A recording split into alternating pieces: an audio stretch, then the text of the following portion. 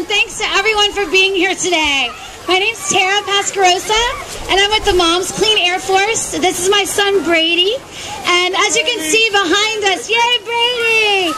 And Brady wants clean air, just like all these children behind us do, as they're shaking the Earth parachute with the Earth globes on top of it. Our children want clean air. They don't want it tomorrow, they want it now. We all want clean air now. That's right.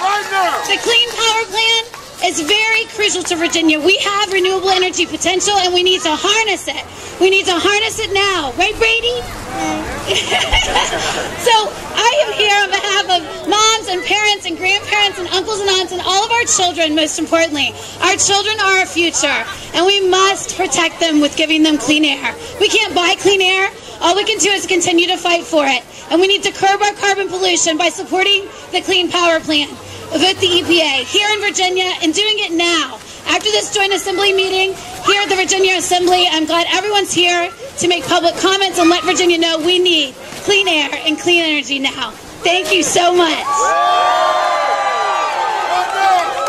Thanks so much, Tara. Now we will hear from a few speakers that will discuss the importance of clean energy and the need for immediate action on climate. First up is Frida Cathcart, who has a background in insurance and is the legislative chair of the Blue Ridge region for the General Federation of Women's Clubs. Their organization has resolutions which support clean energy and represent the international commitment of over 100,000 women. General Federation of Women's Clubs Virginia has 190 clubs representing 4,800 members. Frida. Thank you. All right, so everybody can hear me, I hope? All right, awesome, because we want to be heard. How many of you all made the trip to New York City in September? All right, oh, awesome. Thank you so much for going there and standing up for clean energy. That's great. And thank you all so much for coming out here today and supporting it at our home in Virginia. I wanted to talk about something that happened 2 years prior in 2012 when Hurricane Sandy hit the shores of Manhattan and closed Wall Street and disrupted New York City for quite a period of time. That was something that was a wake-up call where when extreme weather happens, it falls on the poor and the rich, and it affects us all, and something we should all care about. It was a wake-up call for the insurance industry. The insurance industry has a report on extreme weather and how that's affecting their industry and their ability to cover the expenses when hurricanes hit. The insurance industry was only able to cover the costs of Hurricane Sandy and Hurricane Katrina. Only half of their costs were covered by the insurance industry. So when that happened, that means that all of us with the federal tax dollars and FEMA covered the rest, and what that wasn't able to cover fell to the states, then the localities, then the property owners. And this is something that not only affects people in other states, but also here in Virginia. In Norfolk, Virginia, anybody here from Norfolk? All right, good job. Awesome. Well, then you all probably know this. Flooding property damage has increased by 450% in the last decade. There is a waiting list so long for people needing help there that for the federal government to help them, they estimate it'll take over a century to help hundreds of people in that area. Yeah. So we need to do something. We need to do it now. And if you think, like, well, I don't live near the coast, so, like, why should I care? I want to remind you that in 2011, there was an earthquake that happened not very far from here in Richmond, an earthquake that was so strong it cracked the nuclear plant and then cracked the Washington Monument, shutting it down for a while. 2012, y'all remember the derecho? How many people remember the derecho? Yeah, that was terrible. That knocked out energy for millions of people at that time. How about the floods of 2013? You probably heard about a lot in the Tidewater area. I live in the Blue Ridge Mountains. The flooding was terrible in the Blue Ridge Mountains. This past year, 2014, how about the record colds that we had this past winter? And look at this now, this lovely weather on November 19th. This is what we can continue to expect if we don't change our behavior. The truth may not always be convenient, but it is always powerful. And we need to speak truth to power. We need to stand up and say that we don't want our federal tax dollars subsidizing the fossil fuel energy any longer. It's a waste of our money. It is the wrong direction. A recent report this past week shows that they're projecting a $5 billion return on our investment in renewable energies. And that's the right direction. That's the way that we want to go. It's time we started expanding opportunity and stopped shrinking the middle class by providing Virginians access to good-paying jobs while protecting our land for future generations. We must stop subsidizing harmful practices that contribute to extreme weather and destroying people's livelihoods.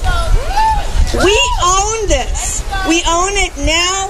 We've owned it for our children. We can make a difference by standing up together and demanding better. And I'm so glad that you all are here today. Thank you so much for this opportunity.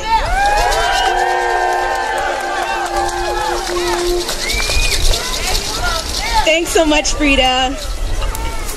Next up, we expected to have Virginia Senator Donald McEachin, who represents the 9th District. He is the Senate Democratic Caucus Chairman and has worked hard on climate and clean energy issues, such as patroning Senate Bill 498 to reform the Renewable Portfolio Standard. Unfortunately, he was unable to make it today. Instead, we're very happy to hear from his legislative director, Jediah Jones.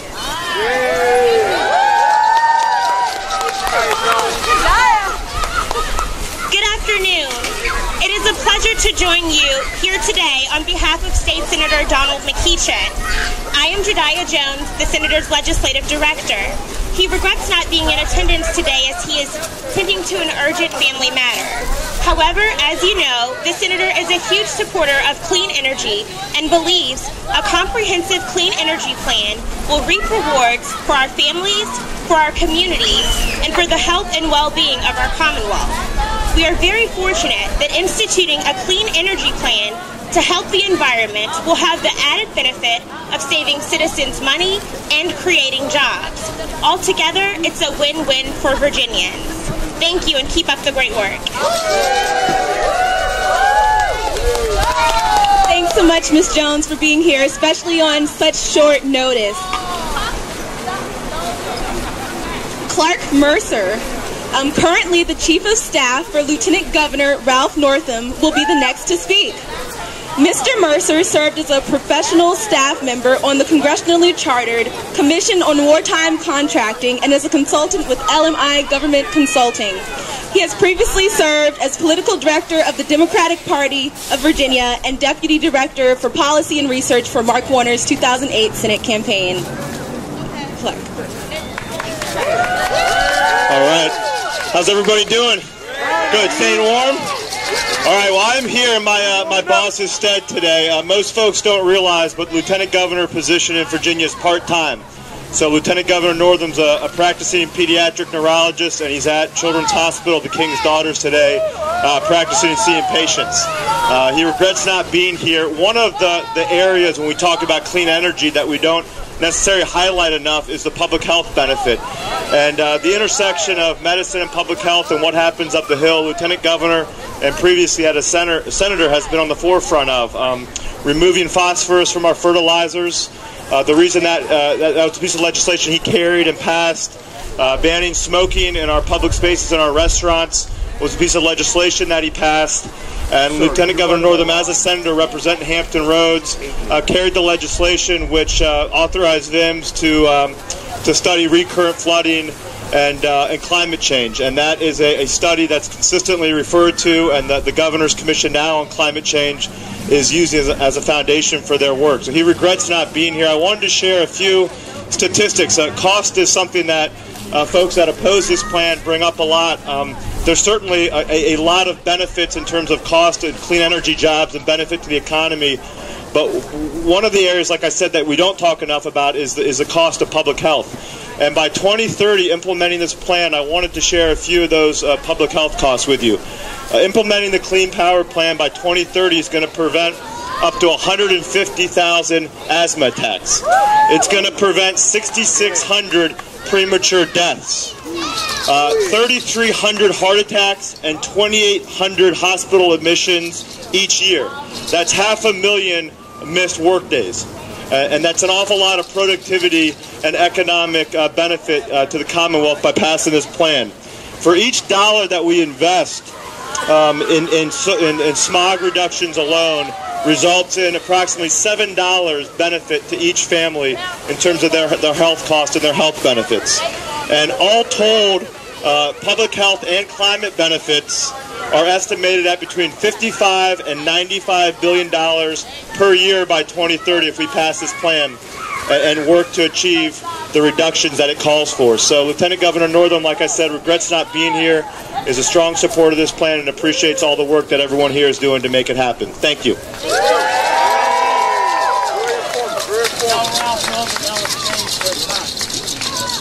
Thanks so much, Mr. Mercer, for being here today. Last but not least is Michael James DeRamo, who is a student at Virginia Commonwealth University, serving as the Vice President of the Environmental Coalition at VCU, and also a representative of the Virginia Student Environmental Coalition.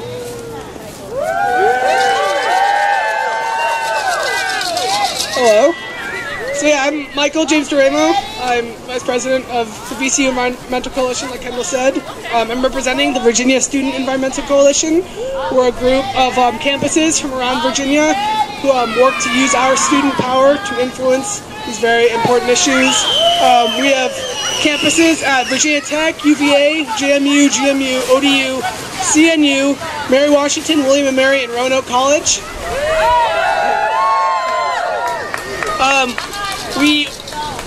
We as students organized over 350 students to the People's Climate March this past September.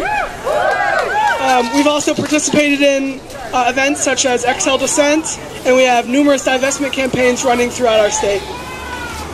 And though we love working together just as friends and allies, we do this because we have to. We recognize what our future will look like if we sit idly by. We are hopeful because we have all of you guys to model ourselves after, and you have us if you need to make some noise. We know that Virginia has what it needs to go from trailing behind to leading in both sustainable energy and a green economy. That means moving forward in legislation such as the Clean Power Plan, as well as standing against expansion of dirty energies in forms of natural gas pipelines, such as the Atlantic Coast Pipeline and the Mountain Valley Pipeline. Every victory, such as last night's against the KXL, will make us stronger. Every hardship, such as the announcements of fracking in our national forest, also yesterday, will just fuel our fire. The Clean Power Plan is a step. It is our government meeting us halfway, but it is our movement that must pull us the rest of the way there. We, the youth, will be listening to our leaders' words. We will be watching for our leaders' actions. We are inheriting this planet, so we must take back our future. And I believe that we will win. Thanks so much, Michael. I always love hearing from the students. Okay. Please join me in a moment of silence to recognize those folks already being impacted by climate disruption around the state. From those in Hampton Roads dealing with the challenges of increased flooding and sea level rise, to folks right here in Richmond, the asthma capital of the USA, suffering from decreased air quality. The ringing of the bell tower will signify the end of the moment of silence and the beginning of a moment of noise. Together, we will sound the alarm for climate action in the Commonwealth and demand action from our state leaders.